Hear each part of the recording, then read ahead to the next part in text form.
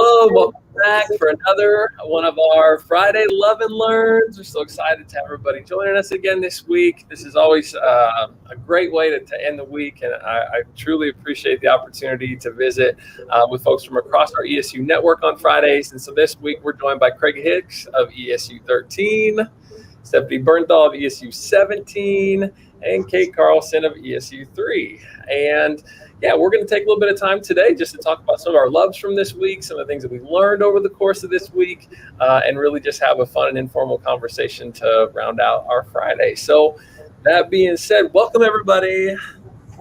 Hey, Andrew. Hey. There we go.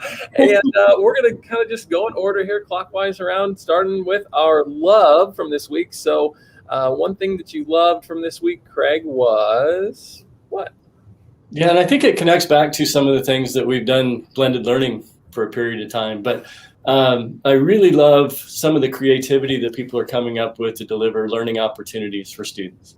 I had an opportunity with Lisa Miles it's the duck stamp competition. I know it's at least statewide. I don't know if it goes nationally as well, but we actually got together with a naturalist that did a presentation, and some of our local artists that do work with students. So usually they go out to classrooms and are able to be with students in person. Some of that didn't happen, as you well know. So a lot of it, they came to our location at ESU 13. We had them in one of our rooms, and we're able to Zoom out to students, again, live. But then they also recorded some sessions. So Andrew, I need to get with you and figure out how we share that. Out to people. So we've got 3 recordings, one from a naturalist, one from a couple artists that did the introduction. And then just this last week, one of the artists came back in and did all of the kind of advanced coloring techniques with colored pencils and how you start with base color. So, I mean, it's really, really cool. But just that whole idea of, I love how we can be creative. I know somebody said, don't waste a good pandemic. So the opportunity to create those opportunities for kids and be able to deliver those in a variety of ways. Yeah, there's going to be so many things I think that let's just say this first, that we don't ever want to do again. But there'll be some things, though, that we're like, yeah, that actually is going to be something we build upon moving forward. And parceling those out, now you're getting me on a tangent here, Craig. I don't think it's going to be like this system-wide, but I do think there's going to be an enrichment in a variety of areas in places where that happens. So that's cool. That's cool to hear about that. And I would share too, because I didn't say this off the top. If you're tuning in live here, we would love to have you share your love in the comments box, so we can bring those in. And we always appreciate hearing from people across the state about the things that you got a chance to invest in over the course of this week. And so, Stephanie, you're up next. What was your love from the All right. Well, we had kind of a weird week here at the ESU because my school that I serve was literally in school for 1.75 days this week, because between rolling blackouts and really cold weather and state wrestling, there's pretty much no school. So I was actually in the office, which gets kind of fun because, as Andrew now knows about me, you're over there.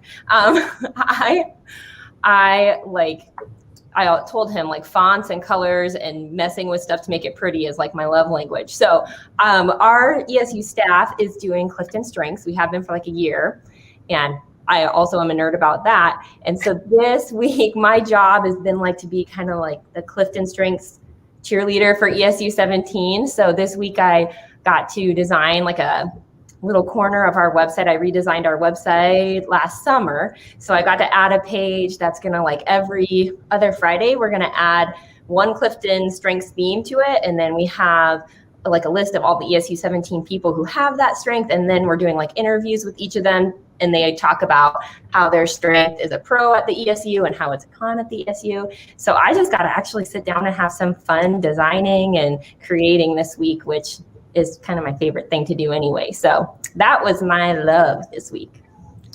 Well, and Stephanie, I'm going to put you on the spot a little bit. Well, I'm going to say 2 things. One, I know that your Clifton strength number 1 is positivity. Yes, it is.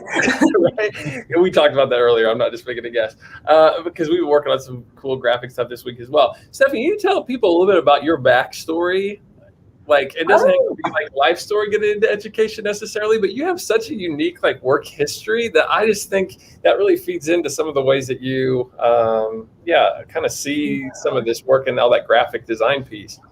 Yeah, I'm like a ESU black sheep. I feel often that I really probably don't belong in where I am, but I love where I am, so I just kind of go with it. So yeah, kind of weird. Well, Andrew, I haven't even told you this part, but funny thing, I never went to public school until I was in college. So I remember the day that we got our I Love Public School t-shirts, and I looked at my coworker and I said, do you think I can wear this? Like, I do. I mean, I love them, but like, can I wear this? And so she's like, yeah, I think you can. No one will know. So I put it on and I wore it proudly, and then I washed it and the whole thing unraveled. It was like, true story. So I feel like, the public school gods know that I'm an imposter. But anyway, so I started out going to I went to a boarding school in Wisconsin, even though my folks are from here in Nebraska. And then when I got done with school, I did go to public school for college. And I went and got my creative writing degree because, who doesn't want to, be a super successful creative writer? Really wise choice. So I went and got my degree in creative writing, and I loved it. But then I got done and I'm like, okay, well, this is interesting. So I did get a job. I mean, not necessarily. Wait for the left turn. Go ahead. Yeah. Right. Oh, sorry. What? No, that's probably me being laggy and awkward there. No, so then creative writing, but then here's where it goes on the left turn. Yeah. So I went to creative writing, and then my husband and I decided to move back to little itty bitty Valentine. And guess how many jobs there are in creative writing in Valentine? Not many. So I decided I should be practical this time with my degree. So I decided to be practical, and I went back to school for laboratory science. And so then I got my laboratory science degree and worked at a lab. So you name the bodily fluid, and I have examined it very, very closely. And so I did that, and I'm like, oh, wow, I don't know how I feel about this. So then fast forward a couple of years, and the ESU was hiring, actually just in their, administration building. So I took a job at ESU, and that's when instructional technology kind of, I got to see what the other people were doing. And I'm like, oh my goodness, that is awesome. Like, that is what I want to do. And so then I went back again and I got my master's in education, instructional technology. And luckily, they hired me, which is really nice. And thus I am here today, even though I probably shouldn't be. You didn't know you were going to be telling that whole story this morning, but that was one of my learns from this past week. It was like, dang, that is such a cool, crazy backstory of creative writing, and then like science background, and it was just that was super interesting. Yeah, well, I'm super happy that it led me here because I do love my job. I love my coworkers. It's a great place to work. So I got where I was supposed to go. It just took me a little longer. And that's all good. That's all good. Speaking of coworkers, Lisa Miles was commenting on what Craig shared earlier. So thanks for joining us, Lisa. And yep, pretty cool to see the artistic expression. Jen McNally's joining us, and she is sharing her love for this week was being the first annual Taking Care of Me Mental Health Day at Aurora Public Schools. We actually got a chance to talk about on our Monday Motivation as we had Doug Kittle, one of their administrators there, that was on and joining us, and getting a little love for the signs on your wall. Very nice. Etsy. And oh gosh, here we have a lot of Robbie Jensen joining us. Robbie, what's up? Good to hear from you.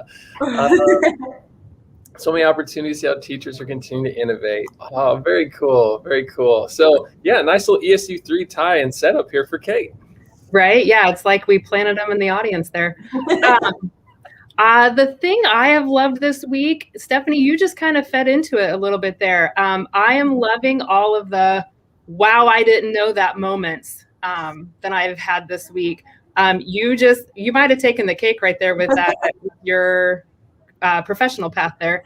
But I've been diving into things like the Apple Teacher Learning Center and just revisiting some of those things, and even going through, there was a lot that I did know, but there were some things like, wow, I didn't know that. And diving into some Adobe Spark tools, they've really improved that. So new to me features that have been awesome. And I went to a K3 engagement in any environment webinar. I just feel like all the webinars have converged on this week, and finally set aside some time to navigate those. But diving into some K3 engagement, because as a former high school teacher, the younger the learner, the more they intimidate me and scare me. So trying to some of those areas. So just all those, wow, I didn't know that moments I've just been loving them this week. They've been filling my cup. Your elementary comment hits me the same place. High school math teacher, and you start talking to K3 teachers, and you don't feel like you know what will help them. Mm-hmm. Yeah, absolutely. Yeah. I just, you have the same kids all day, every day. And, they're not as independent in a lot of ways. So just trying to be more realistic in what I share with teachers of younger learners has been a stretch. So digging deep for that learning. Cool. Well, I want to reinforce that you're pretty awesome with all learners, and really want to thank Debbie for inviting Robbie, and maybe we'll see Jeff Ingram pop in here too at some point in time, which would be awesome if we could hear from Jeff. And I know I'm with you, except it's really weird. So coming from a secondary background, mine is the 4, 5, 6 that I sometimes don't always really know what to do. I love me some K2, but then there kind of comes this part where it's like, wait, they're big enough to do some of the super cool high schooly type things ish, but not all of it yet. And so I don't know. That's the part that I get a little tripped up on myself. Okay, gosh, my love from this week. There's been a lot going on in a really good way. Money Motivation was terrific. We have had some really awesome podcast content with some things from our public schools. We did a behind the scenes with the directors. That was amazing for their the Mind Inside film. Loved that conversation. And then I also had a conversation too this week with 2 principals from ESU 7. And they just shared how to maintain a positive culture and some things you can do for your staff during this time. Big heart for that conversation. But if I'm being honest, if I have to say the thing that I absolutely love the most, my daughter has really wanted to get her hair dyed. And she has had kind of this plan, has been on this mission to get this done for quite some time, even though we haven't really given in to that request yet. And so I got to take her last night.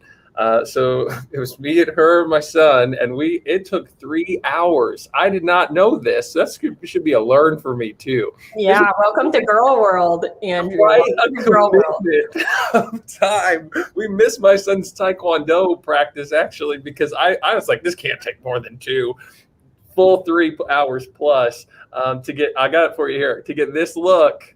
Woo! Which I was so. That is awesome. She's saucy. So excited for her in that. And I love that moment because she got so excited that she started to quiet scream under her mask. She started doing this geeky little 4th grade freak out. And I just lit up. It just so filled my bucket. And I was like, this is the coolest moment for her to just be so excited that she pulled her mask back and was like, and proud dad times. I just got to say that was my love for this week. So that is awesome. Good hair. I've got a long-haired son, and he wants to color his hair. I haven't quite given in yet, so we did some initial training. He actually used Kool-Aid. Nice. To color his hair. Made a gigantic mess, but it looks not quite as good as your daughter's, but pretty good for the Kool-Aid attempt. How long does the Kool-Aid last, Kate? Because I've seen people do this, and I want to know. I kind of want to put some streaks in my own. Right. Well, I had it, 1 wash and it'd be gone. Couple washes. So it's a good little trial run. Yeah, if you want some fun colors, yeah. And be prepared for mess. It was a gigantic mess. Maybe it's good I went someplace so I don't have to clean up after. Right. But it wasn't 3 hours, so it was a lot. a lot less. And my son was letting me hear it too. He was over it. He was like, "Give me a screen or a game or something." And we made a quadruple paper airplane. I called it the quadruplane. And so we flew that around the little place where, anyway, we were being. So I digress. To move on, I do want to say though, Larisha, thanks for joining us. Love for this week was watching the video of her son dance his heart out in his classroom. That's super cool. Really appreciate those good vibes from people that are at a school and seeing that people are having fun in person. So it's time for the learn from this week. And so we'll go back to Craig. Craig, what's something you learned this past week? Yeah, we had our midwinter conference, so 37th annual ESU 13 midwinter conference. We invite all schools, and for the most part, we get probably anywhere from 80 to 100% of our schools will participate depending on the year. So we had over 1,000 educators coming in to various locations. Jimmy Costas was one of the presenters. How was that? He's awesome. Awesome. Yeah. That whole idea of culture is just something that really captures my attention. And I didn't get to sit in there the whole day because I also provide support to our school librarians. And they had a session that was just down the hall a bit. So I'd be in there supporting them and bringing some presenters in via Zoom. But then we go back to Jimmy's session. And the one thing that really caught my attention, he talked about voice. And I know we've talked about this in blended learning, student voice. But regardless of the relationship, if one side doesn't have a voice, then they have no power. And I started thinking about that in terms of the students in a classroom. And how often do we give them voice? And then it went one step further, and I started thinking, well, if you don't have voice, and from a student perspective, I think you fall into two categories. One is compliant. You just go and do school because that's what you do. Or it's defiant. I'm going to make your life miserable because I have no voice in this conversation. So just that whole idea of student voice in the classroom, he was speaking to it probably more from a teacher voice in a conversation with an administrator. But regardless, it's one of those things that we need to think about when we're having conversations with people. Stop and listen. And so just that idea, and I took it to the classroom with students and voice in the classroom. So reinforcement, but learning again. Gosh, and that almost voice is a little bit of a precursor to agency, right? Mm-hmm. Like how could you even hope to be metacognitive if you don't feel like you have any say in what's going on, right? Well, and help develop those skills in students. But sometimes they don't, when we don't give them the opportunity, they don't know what to do. Yeah, and so you have to, like you're saying, you have to teach them. And, you're speaking my language now. We're start talking about the personalized learning piece. And it's like, I don't want it to be. We don't have that much time. Yeah, right. But it stinks when you're 22 years old or 32 years old or 52 years old and you learn the way that would have been ideal for you the entire time had you just figured that out. And it's cool to hear that. It was fun. Jimmy Costas, good stuff too there. I do want to share that Lori, and sometimes we get these a little late, so sorry we didn't throw this in our love segment, but Lori, her daughter signed a letter of intent. Congratulations. That's awesome. That is super cool. So congrats on that. And Lisa. They won their basketball game last night. What's that? And they won their basketball game last night too. Oh, good. ESU 13 in full effect here today. This is great. That NASA celebrates a win. Oh, wow. Yeah. Landed on Mars yesterday. I did not see that in the news. That's really cool. The video of them when they stuck the landing and how they were celebrating, it might as well have been a kindergarten classroom of kids cheering. Like, it was super cool. Yes. I'm going to look into that. That's I know. I'm going to do some awesome. Googling after this. Mm-hmm. It was just good goosebump moment kind of thing. Awesome. Yeah. It's got to feel good. Got to feel good. Stephanie, what was your learn for this week? Okay, I feel like I should not go after Craig because his was so insightful and mine is just kind of lame. But my learn for this week was actually If you get police reports written up about you, make sure you proofread them after the police write them. So how's that for a hook? I'm intrigued. Right? So yeah, Monday morning we had a late start because it was like negative 4,000, right? Super cold. So I'm on my way to work at 9:30, and a little unlicensed driver ran a stop sign. So I managed to get in a pretty wicked car accident on Monday morning on my way to work, and probably totaled my vehicle. It's sitting in a parking lot awaiting assessment, I guess. So anyway, all's well. No one was hurt. Things are great. But I went to get a copy of the police report. I didn't really need one, but because it's through the other person's insurance, but I thought, I should probably pick up a copy. So I went and got one, and just happened to be looking at it at home. And they have I don't know if you guys have seen, it was my first police report, which I think is probably a good thing. I don't know about y'all, but it's like all coded. So, you have to match up the code number to, so was the driver distracted? It's like 02, not distracted. You have to match everything up. I just happened to kind of be reading down. I look under my name, was a driver suspected of using alcohol. I look down, 02, match it up. Yes. My eyes got really big. I'm like, wait, what? And then I looked down, was the driver suspected of using narcotics? 02.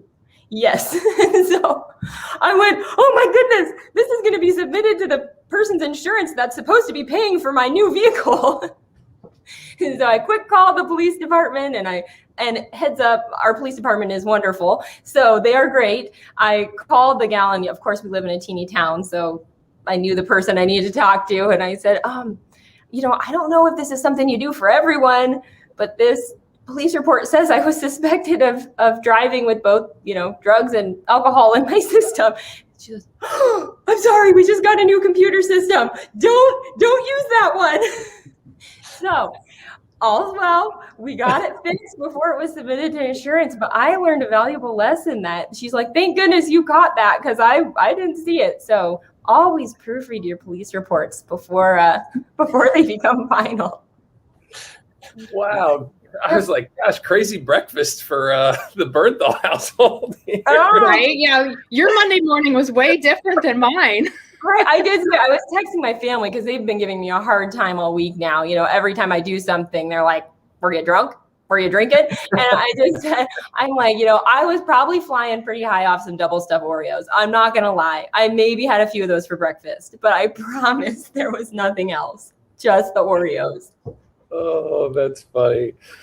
Oh, goodness. Well, learned that too this week. I'm just looking up some learns here. And I will say too that Jen is also doing a double recommendation on the Mars rover landing and checking that video out. So I'll be looking into that. Yeah. Over. Kate, what was your learn from this week? My learn, it's a little bit of a love, but also a learn. I've learned that I actually like audiobooks and podcasts. I've never really tried them. I tried one and really didn't like it. I was having to rewind all the time because I got distracted and missed the last 20 minutes or whatever. But went back and revisited them and actually made it through, I think it might have been a 30-hour audiobook. Like, it's a big book and they read kind of slow. The pacing was a little bit slower. So I just sped it up and kept going. And I actually really like it. I mean, I still have to rewind, but I've learned that I'm now okay with that. Because if I'm, sitting down comfortable and listening to an audiobook while I'm comfortable, I'm going to doze off. The voice lulls me to sleep. Or if I'm up busy doing things, then I get distracted. And so I still have to rewind a lot. So it takes me probably twice as long. But just hearing, especially if it's the author who's reading it, just hearing their words with their voice is just so powerful. So I'm loving audiobooks, actually seeking them out now, especially autobiographies, memoirs that are read by the author, and rediscovering podcasts. I always, I knew they were out there. They've been out there for a while. I feel like they're, coming back up, and never thought, I'm like, well, I'm not cool enough to like podcasts, but turns out I had to stick with it. So That's cool. And you know what? Let's do this. Will you, if you're listening in, recommend a couple podcasts or audiobooks for Kate, and we'll see if we can bring some of those recommendations in to share with everybody. And yeah, I knew that this would not take long to start getting some response. Yes. So for sure there. I know I like called it pedagogy as far as like being teacher nerdy about stuff. Teachers on Fire. And yeah, I like just, as I shared earlier, I'm grateful to have the opportunity to record one because I just like learning from people that way. And so it's really fun. And I'm more of I'm cooking dinner, I'm doing laundry. The mindless busyness leaves just this much of my mind open for that to like seep in. Just enough. Yep. It's like, I'm not going to fall asleep, but I'm also, not super busy either where I can't pay attention and love doing that kind of thing. There we go. All right. Thanks, Debbie, for the recommendation. These are awesome. And they're little nuggets. Like you can listen to hers. They're usually less than 10 minutes. So you can almost fit them in a passing period kind of thing for secondary teachers. So. Oh, Trevor Noah. Yes. That's one someone recommended to me. We were looking at some digital books and Born to Crime, and it's read by him. And so you have the accent. He could probably read the phone book to me. So, if he's reading his own words, that's even better. And getting his story that way. So yes, that one is on my radar. Very cool. Very cool. Well, I'm going to try to bring this up here. I'm just sharing all these pictures today. Usually I have like something that I learned, and I learned across so much stuff. Oh, I do. Sorry, I have two things to share. I'm all over the place right now. It's been a busy week. Yes, it has. And it's been so cool because I love that there's just a lot of things going on. And, okay. So something I learned, both of these are from today. One of them was I'm a former English teacher, and so I'm kind of a word nerd when it comes to things. And I get a word of the day every day. And sometimes I just think that certain words are hilarious or fun or awesome. And the word that came up today was chinwag. And it's another word for chat. So if you were to like be having a conversation with somebody, be like, oh, we had a nice little chinwag. Sounds really, really ridiculous. And I probably will never actually use that. But I did not know that was a synonym for chat. So that is not the definition. I thought you were going to come out with that one. I don't know where I thought it was going, but that is not where I thought it was going. I just thought that was kind of fun. And so there's that one. And the other thing I learned, because I got a chance to chat with Corey Epler this morning and Allison Smith. And there's been a lot of conversations about, since the last PDO, hey, what might it look like for us maybe to start to move some of our conversations forward with regards to like getting more, I think, just messaging and awareness out there about HQIM and thinking through some of the seed team stuff and the blended stuff. And that we are gonna, this is not in like an official announcement, but I guess it kind of is. I learned that we are going to start to work on collaborating on putting together some sessions where we could do like a little 30-minute, it might even be live like this, where we start to have just more conversations that are public about those respective topics, and maybe even sequencing those in a way that helps us start to think about that one to the next. And so very early on, but I'm really excited to learn that that's all coming down and that we're going to make some room in that space. So we have Sid. What's up? Didn't know you were on here. Welcome. Hello, Sydney. We need to email. I might have to send you a picture after this is done. There you go. And we've got Zoomlash. Wait, so what does that one mean? Oh. This is a word. I'm intrigued. So, all right. Well, gosh, I'll wait for a second here for Lisa to maybe educate us, because as I said, I'm a word nerd and I really like learning about terms. But I do want to just kind of wrap things up by saying thanks to everybody for joining us live, for joining us. We've had a lot of listenership too once these have been over, and really it's just a great opportunity to reflect. I think that these are so uplifting, and it's awesome to connect with folks from across the state. We weren't able to do that as much as we might often want to. I knew we'd get the answer. Thank you, Lisa. Okay, Zulash. So I learned another word during this time. That's awesome. And so thanks to Craig, to Stephanie, to Kate for joining us for this Friday's Love and Learn. We hope everybody has a great weekend, and we'll see you again this time next week. Thanks, guys. Bye. Have a great one. Thanks.